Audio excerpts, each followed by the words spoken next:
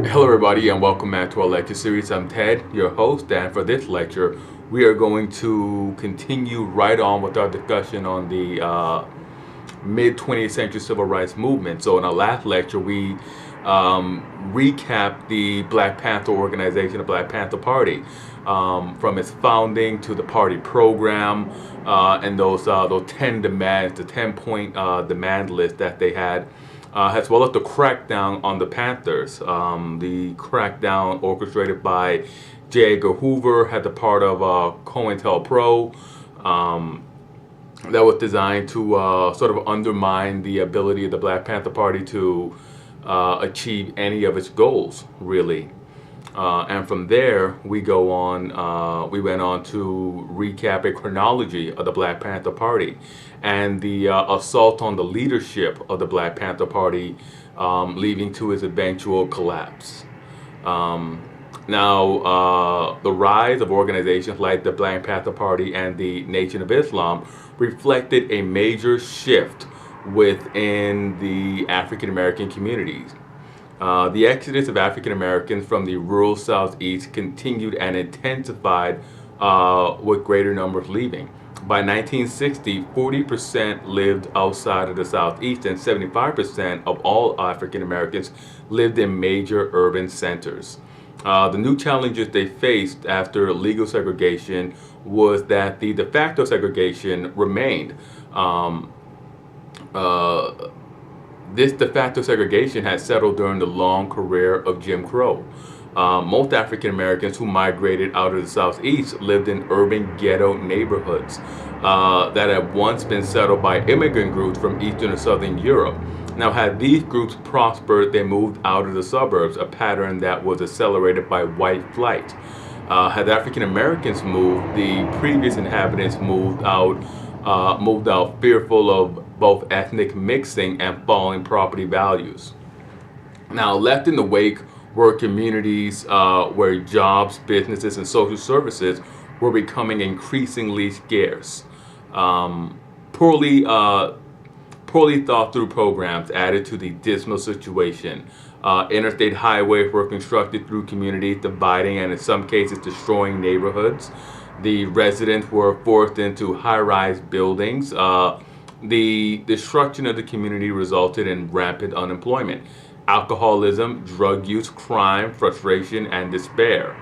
The response of local police did not help things at all. Largely made up of men who were often insensitive to the communities they patrolled or outright racist, they did not ease the suspicions of these communities towards law enforcement officials. Suspicions that had been with the African American community since the days of slavery. They carried on in much the same way with that menacing aura that just gave off mistrust, the same that slave catchers gave off. And then many people consider the police to be modern day slave catchers.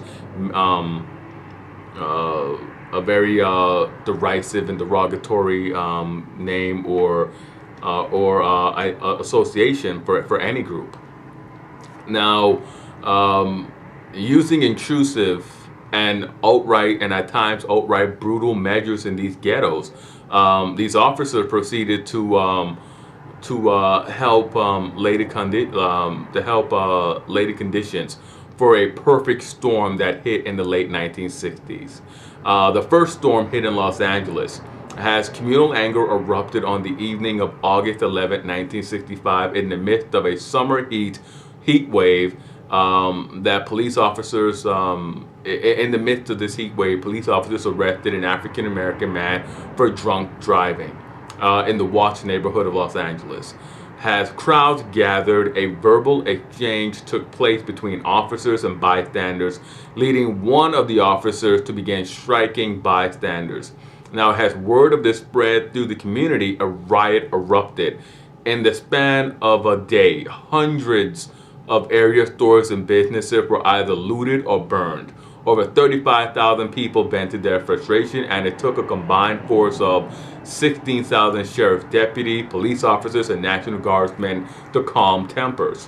When it was all said and done, 34 people were dead, 1,000 were wounded, and there had been over $200 million in property damage.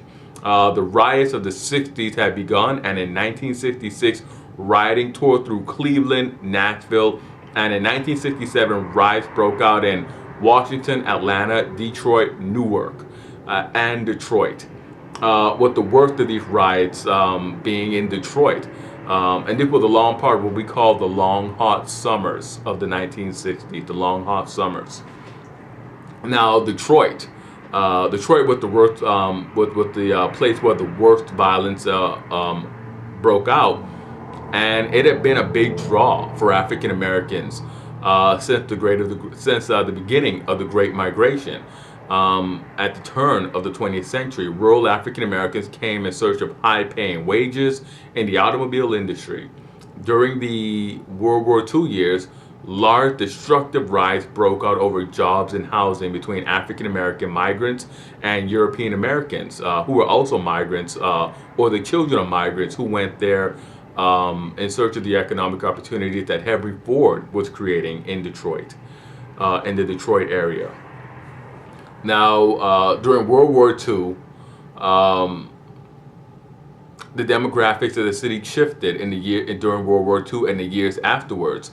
The city shifted more and more to suburban development. The African Americans who migrated in the 50s and 60s poured into the urban areas, and this was really a powder keg mix. For one, there was low employment among the African American community in Detroit. There was a lack of business opportunity for them. There were poor housing, there were rundown schools, and there was a long-standing community complaint against police brutality. And this fueled the anger and frustration that sort of just was waiting to explode, and it exploded. On July 23rd, 1967, African-American police officers conducted a raid on a bar and arrested several African-American patrons. Now, a crowd quickly gathered, and the officers were forced to retreat. Had they retreated, looting and arson spread throughout the city. The Michigan State National Guard were called out to restore order, but not before 43 people died, 12,000 were injured, and 7,000 were arrested. The riot accelerated white flight in Detroit, and by 1980, much of the city's white community had left, taking with them the majority of the resources that supported schools and municipal services. After the Detroit riot, President Johnson appointed a commission under Illinois Governor Otto Kerner to examine the causes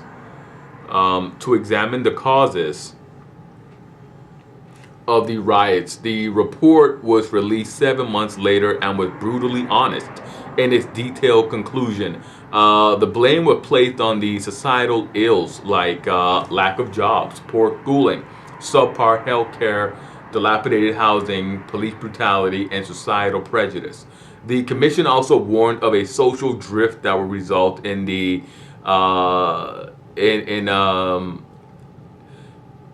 that would result in the creation of two societies, both separate and unequal, and recommended new education, housing, and job programs to prevent this.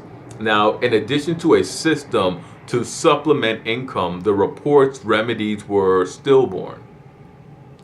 The report's remedies were ultimately stillborn.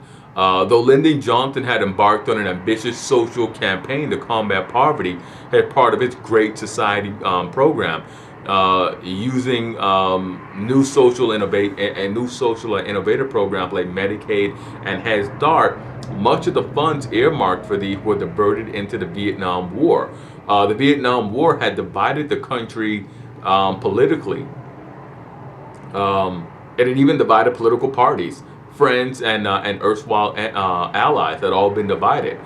King and Johnson, who had worked together on civil rights, were driven apart by Vietnam. Unfortunately for Johnson, many of his allies began to denounce his foreign policy. Vietnam in particular, and those who were alienated by a domestic policy began to foster political backlash against him. It was very ironic and very tragic for Lyndon Johnson. In 1970 and 1968, Richard Nixon, the former the vice president of Dwight Eisenhower, he won election.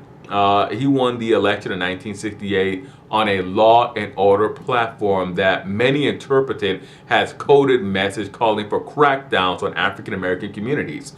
Now, Nixon duly ignored the Kerner Commission after his election. All those recommendations were completely ignored by Nixon.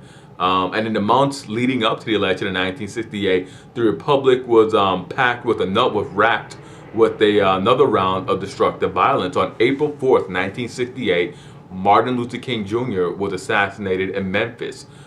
King's death set off a wave of rioting around the country in more than 100 major cities. Richard Daley, the political boss of Chicago, who had unleashed police against anti-war protesters during the Democratic National Convention, put into play a shoot and kill policy. In the national capital, it took thousands of National Guardsmen to prevent attacks on the White House and Capitol Hill. Now, the legacy of the